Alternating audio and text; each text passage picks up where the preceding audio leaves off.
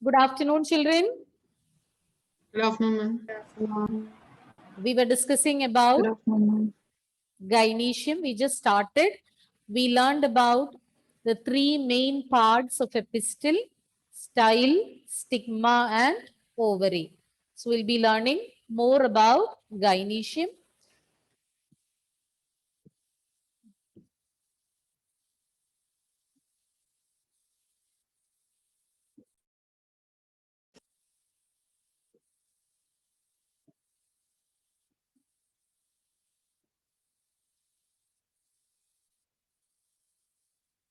Each pistil has got three parts: stigma, style, ovary.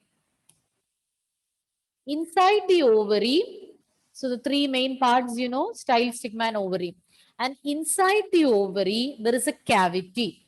You call it as locule. Last year you had learned inside the ovary, there is a cavity. You call it as locule or ovarian cavity where placenta is present. Placenta, the different types of placentation you had learned last year. Hope you're remembering marginal placentation, axial placentation, basal. And with examples, you had learned the different types of placentation. So inside the ovary, there is a cavity. You call it as ovarian cavity.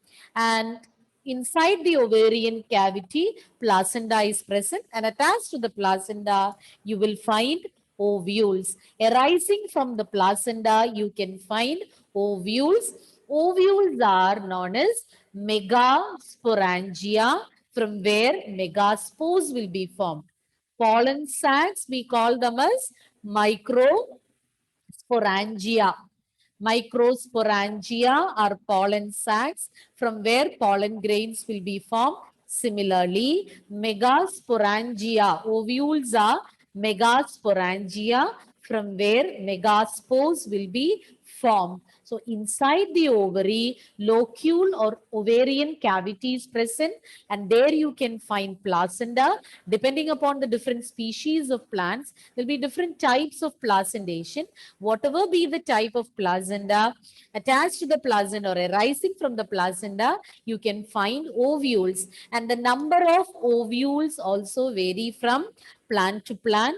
In some cases, like wheat, mango, paddy, and all, you will find just one ovule inside the ovary, but at the same time, watermelon, papaya, orchids, etc., you will find many ovules inside the ovary. So the number of ovules can be different for different plants.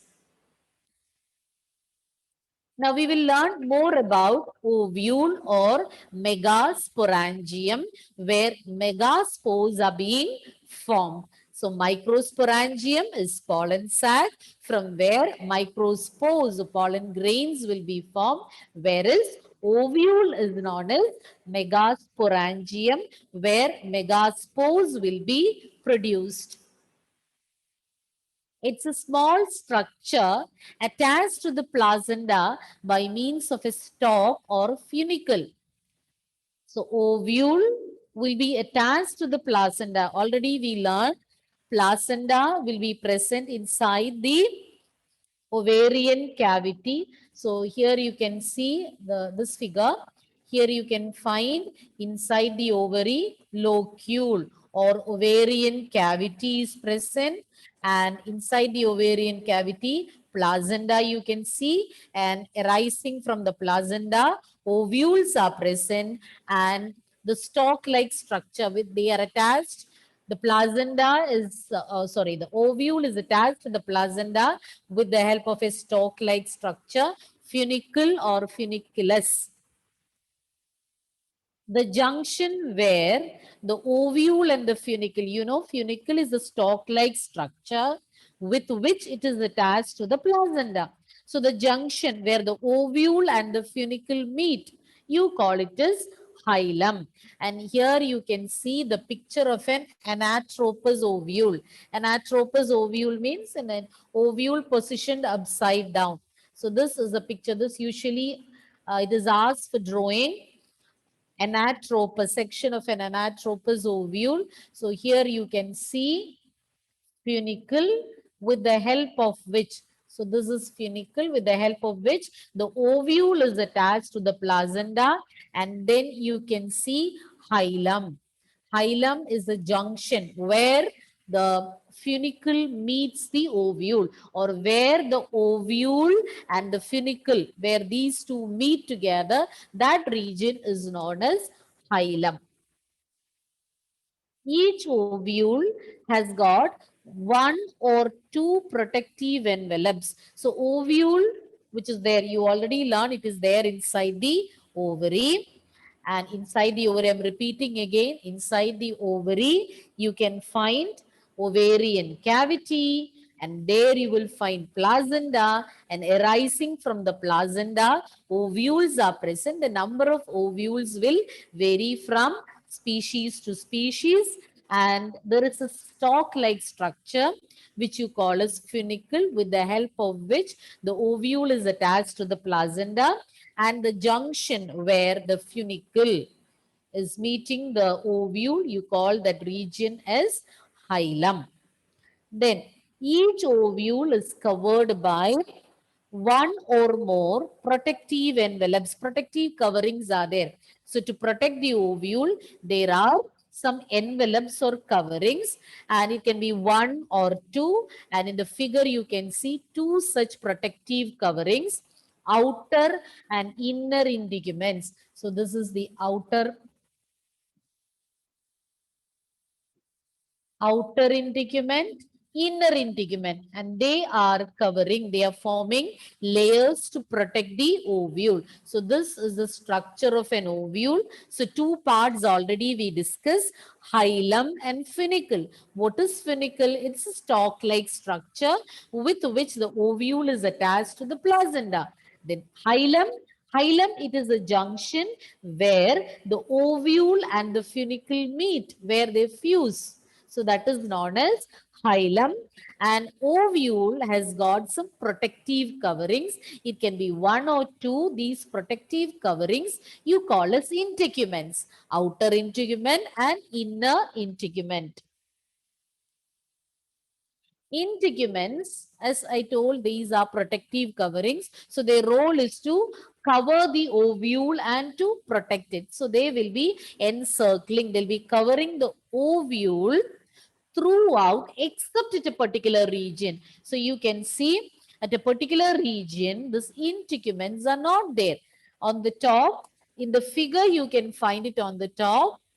See, this region, integuments are absent. So they'll be covering the ovule except at the region, except there is a small opening, you call it as micropylar. So the both the ends of ovule, you name it as micropylar pole. Where this micropyle is there, that is micropylar pole. And the other side, other end, you call it as chalazal pole. Basal end, chalazal pole and the micropylar pole. And at the micropylar pole, micropyle is present. What is micropyle? It's a small opening, and there the integuments won't be there. So leaving a small gap. It is through this micropylar end that the pollen tube enters the ovule. You know that ovule will be present inside the ovary. It is inside the ovule that female gamete is present. Details you will learn. So pollen will germinate. Falling on the stigma, pollen will germinate. It forms a pollen tube and it grows through the style, enters the ovary, reaches the ovule, and it means female gamete. For that, it has to enter the ovule, the embryo sac inside the ovule. It is through the micropyle that it enters. So I'll repeat once again. Ovules are, each ovule is covered by some protective coverings. You call them as integuments. So one or two integuments will be present, outer and inner, but they don't form a continuous sheath or continuous layer at a particular region, or at the micropylar end. There is a small opening. You call it as micropyle. Leaving the micropyle, the other areas will be covered by these integuments. But only at that particular region, integuments are absent. Opposite to the micropylar end, there is chalazal end or chalaza, which is the basal part. Enclosed within the integuments, there is a mass of cells known as nucellus, and they contain reserve food materials. So, outer integument,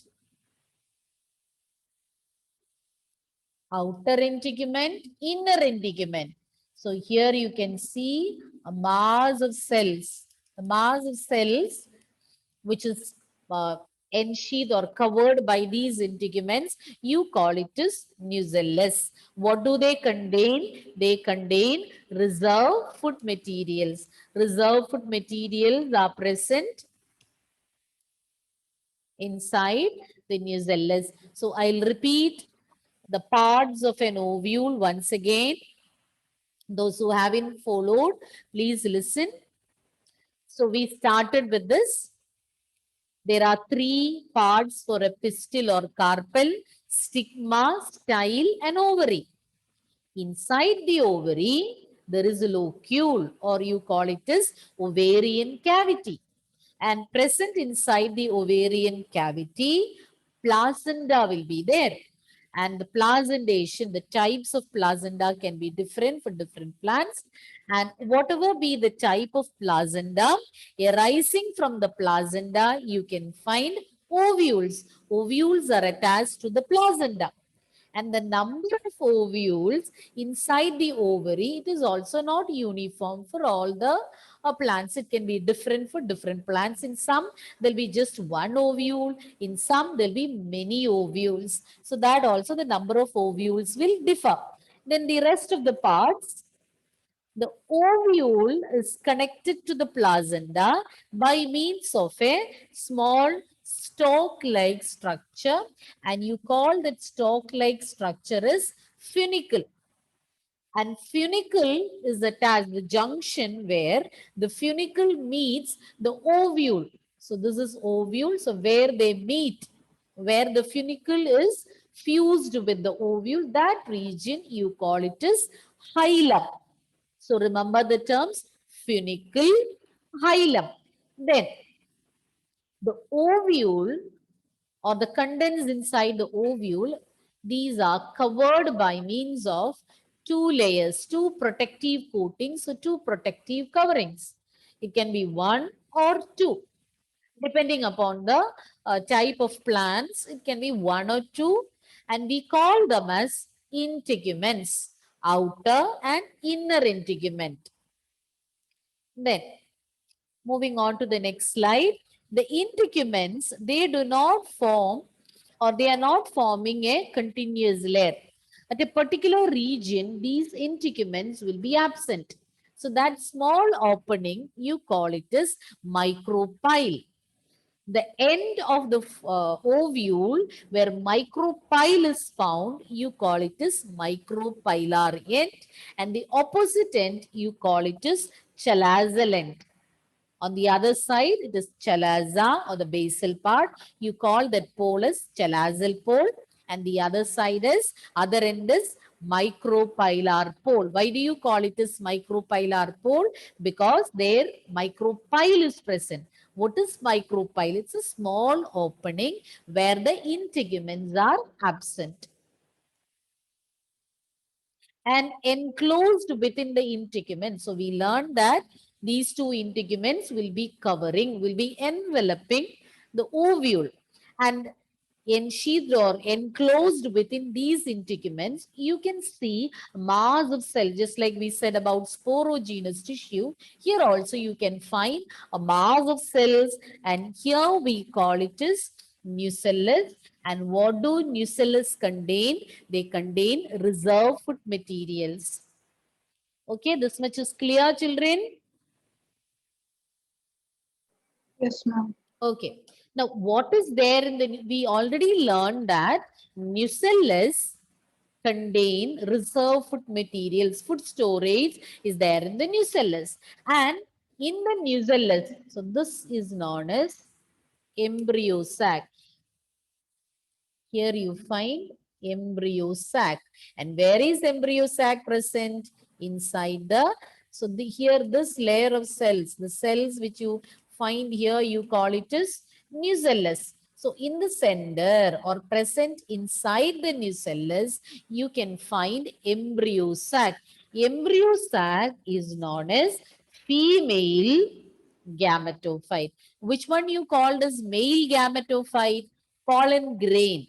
Pollen grain is male gametophyte, whereas embryo sac is female gametophyte. Pollen grain is male gametophyte containing male gametes. Similarly, embryo sac is a female gametophyte which will contain or in which the female gamete is present. So Ma'am, located, yes. it is pollen sac or pollen grain? Pollen grain is female, sorry, male gametophyte, whereas pollen sac is a microsporangium. Pollen sac is microsporangium. Pollen grain is male gametophyte. Okay. Okay. Similarly, embryo sac. Embryo sac inside which the egg cell or female gamete is present, you call it as female gametophyte.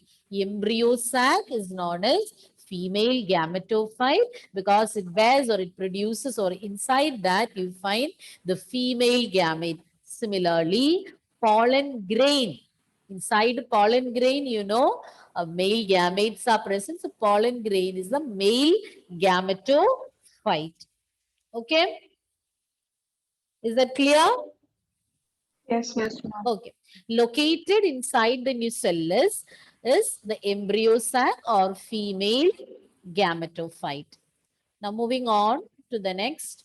An ovule, generally, usually inside an ovule, a single embryo sac will be present. There can be exceptional cases, but normally inside each ovule, there will be a single embryo sac, which is formed from a megaspore through meiotic division. You will learn. You are going to learn about megasporogenesis. But for the time being, you just understand that inside the nucellus, embryo sac is present. And how come this embryo sac is formed? It is formed from megaspore. And how is the megaspore formed? It is formed by meiotic division. So this line, even if you haven't understood, not to worry, you're going to learn about megasporogenesis and its transformation. I'll repeat all the points. Next is megasporogenesis. So before proceeding to megasporogenesis, I'll repeat all the points once again. So any doubt you can clarify. We started with gynoecium. So this slide we started, and only one more slide we had seen in the previous period with, about gynoecium. That was this one. Each pistil is having 3 parts: stigma, style, and ovary. And inside the ovary, there is ovarian cavity or locule, and their placenta is present. Arising from the placenta, ovules are there. Number of ovules can be different for different plants. Then we learned about 2 terms, hilum and funicle. Funicle is the stalk by means of which the ovule is attached to the placenta. And the junction where the funicle and the ovule meet, that region is known as hilum. So funicle and hilum, hope it is clear. And then each ovule is covered by protective coverings. It can be 1 or 2. You call them as integuments. Outer and inner integuments are present, and enclosed within the integuments, what do you find?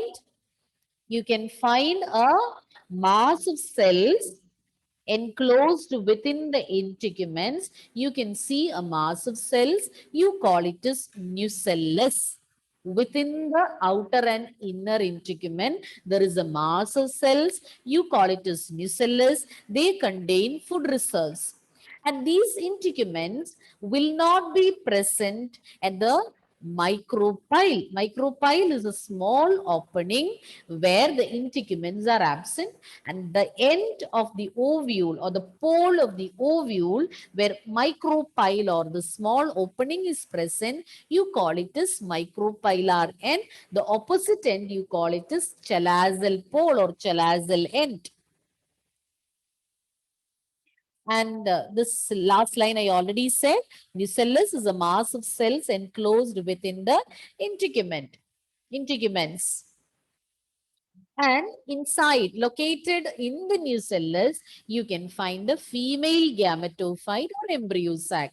Normally, each ovule will have only one embryo sac. And how is this embryo sac formed? It is formed from megaspore by a process or by the meiotic division. When meiosis takes place, megaspore or when megaspore undergoes meiotic division, it leads to the formation of female gametophyte or embryo sac. An ovule generally has a single embryo sac, and that is formed from megaspore when megaspore undergoes meiosis. Okay, any doubt? Quickly recap all those points what we discussed about gynecium. We'll start with Evelyn. Just summarize one point you can say. Gynecium is having a cavity called as ovarian cavity. Specify where is the cavity present. Gynecium has got three parts. Inside the ovary, there is a cavity called as ovarian cavity. Cavity. What is the other name for ovarian cavity? Locule. Locule. There inside the locule, what is found? Inside the locule, placenta is found. And arising from the placenta? Ovules are present. Okay. Gynecium consists of pistil or carpel, and each pistil or carpel has got three main parts: stigma, style, and ovary. Inside the ovary, there is a cavity known as locule or ovarian cavity, in which placenta will be found, and arising from the placenta, ovules are there. Now, Malavika, what is next? Ovules are connected to placenta by a funicle. Funicle. Then, next, Steffi. The junction where the funicle and ovule fuse are called hilum. Is called hilum. So, hilum, funicle. Then, what is next, Sania? Ovules have one or two protective layer called integuments. Integuments. And what is present or enclosed within this integuments? What do you find, Michael? A mass of cells called the nucellus. Nucellus. Okay. Then Naureen, next. Located in the nucellus, there is an embryo sac, which is a female gametophyte. Usually, each ovule will have a single embryo sac, which is formed from a megaspore through meiosis. Okay. Then we also learned about the two poles of an ovule. So which are they, Anna? The two poles? Basal part. Or the other name you should say. Chalazal pole. Then other end?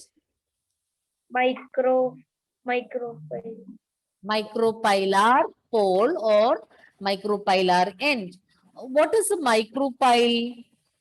Sania got a chance, no? Gayatri, what do you mean by micropyle?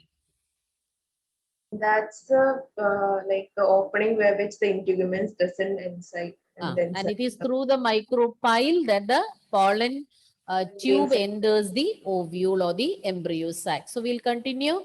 Nidhi, chalaza, you have any doubt about chalaza? Where are you, Nidhi? Nidhi is not here. Okay, let her come back, then I'll explain.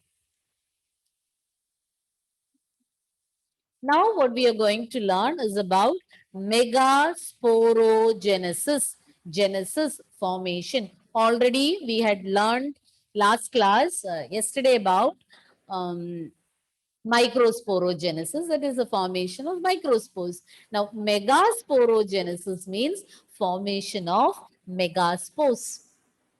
It is the formation of megaspores from megaspore mother cell. So yesterday, when we discussed, day before yesterday, when we discussed about microsporogenesis, there we learned about pollen mother cell or microspore mother cell. So I told you, you can abbreviate it as PMC, not MMC, because for megaspore mother cell, we are abbreviating it as MMC. So in order to avoid confusion, microspore mother cell or pollen mother cell, we abbreviate it as PMC. And it is from PMC that microspores are being formed. Similarly, from megaspore mother cell, megaspores will be formed. So megasporogenesis is the formation of megaspores from megaspore mother cell. Ovules. Now you might be thinking from where the megaspore mother cell is formed. And inside the ovule, one of the cell gets differentiated to form megaspore mother cell.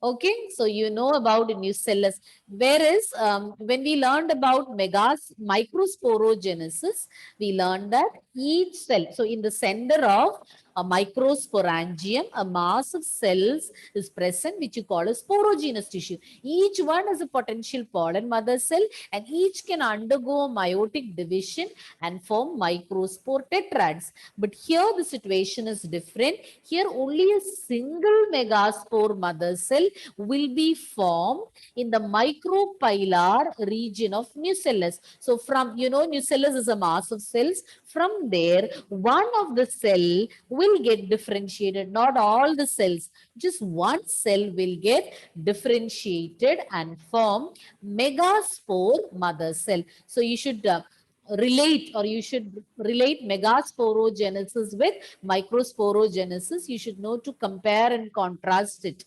So there, each cell in the sporogenous tissue is considered as a potential pollen mother cell or microspore mother cell. Each had the potential to produce a set of 4 microspores, but here only one cell is getting differentiated to form a single megaspore mother cell, and it's a large cell with dense cytoplasm and a prominent nucleus. MMC is having a prominent nucleus and dense cytoplasm, and it is this megaspore mother cell, they undergo division, they undergo reduction division or meiotic division, and here also the number of spores formed is just the same as we said in the case of microsporogenesis. 4 megaspores are being formed. Once again, megasporogenesis is the formation of megaspores from megaspore mother cell by meiosis or by meiotic division. And unlike the formation of microspores. So when we discussed about microsporogenesis, I told each cell in the sporogenous tissue, they have the capacity to form microspore tetrads. But here, in case of megasporogenesis, from the micropylar region of nucellus, one cell is getting transformed or differentiated to form megaspore mother cell. And this megaspore mother cell is having a prominent nucleus and dense cytoplasm. They undergo reduction division and they will form 4 megaspores. Okay. So here in the picture you can see the nucellus, figure 1. From there, one of the cell is undergoing differentiation and forming megaspore mother cell. Then first see See, from the nucellus, one cell is getting differentiated to form megaspore with dense cytoplasm and a prominent nucleus. Then it will form dyad, means it will divide into two first, then it will form 4 cells. 4 megaspores will be formed. Any doubt? Now, in majority of flowering plants, one of the megaspores is functional while the other 3 degenerate. Very, very important point. In case of microspores, all the 4 were functional. All the 4 were functional and they develop into pollen grains. All the microspores or each sporogenous cell, when they undergo meiotic division, they'll be forming 4 microspores each and all are functional, all will develop into pollen grains. But here the situation is different. Even though the megaspore mother cell is forming 4 microspores, only one will become functional, the other 3 will get degenerate. So in the figure you can see the tetrad form and the 3 getting degenerated and 1 remaining functional. The functional megaspore will develop into female gametophyte. What is the other name for female gametophyte? Embryo sac. Embryo sac. So 3 megaspores will degenerate and just 1 remain functional and that will develop into female gametophyte or embryo sac. This method or this sort of development, you call it as monosporic development because the embryo sac is being formed from a single megaspore. Only one spore is getting involved in the formation. So you call it as monosporic development. It can be asked, why do you say the formation of embryo sac as monosporic development? It's because even though the megaspore mother cell is undergoing meiotic division and forming 4 megaspores, 3 of them will degenerate and remaining 1 that is getting transformed or developed into female gametophyte or embryo sac. So such a development where a single megaspore is involved in the formation of embryo sac, you call it as monosporic development. A single spore is having a role in the development of embryo sac, unlike microsporogenesis, where all the 4 microspores produced by all the cells in the sporogenous tissue are functional. They form functional pollen grains. But here, only 1 megaspore mother cell is being developed, and from the single megaspore mother cell, 4 megaspores are being, and from these 4 megaspores, 3 degenerate, 1 remain functional. That one will develop into female gametophyte or embryo sac. Is it clear? Now we'll be learning more about the formation of embryo sac. Till here, do you have any doubt, children? No, ma'am. So one of you just quickly recap what we discussed just now about megasporogenesis. Steffi, what is megasporogenesis? Definition. It is the formation of megaspores from megasporo mother. Megasporo mother cell. Megaspore Megaspore mother cell. By which division? Meiotic. Meiotic division. Okay. Now, Reen. Ovules generally differentiate a single megaspore mother cell in From the where? micropylar region of the nucellus. Then, Michael, continue. Then, this megaspore mother cell will undergo meiotic division and forms what? It forms 4 megaspores. 4 megaspores. And Malavika, then 4 megaspores are formed. What One of will the happen? megaspores is functional and the other three degenerate. And what happens to this functional megaspore, Sania? It develops into female gametophyte or embryo sac. Okay. So further, this embryo Ma'am. sac first, Meiotic or mitotic? it is meiotic and for it is not meiosis. Meiosis, E is silent. Mitosis, meiosis. Okay, that was your different, your confusion, no? No. Ma'am, in this case, megasporogenesis, is it mitosis or meiosis? Meiosis, meiosis. Because first it will form 2, then it will become 4. It's meiotic division. Okay, mitosis and meiosis, but here it is meiotic division. Okay, further development of the embryo sac, the changes taking place inside the embryo sac, we'll discuss last period. We'll wind up. Thank you, children. See you next class.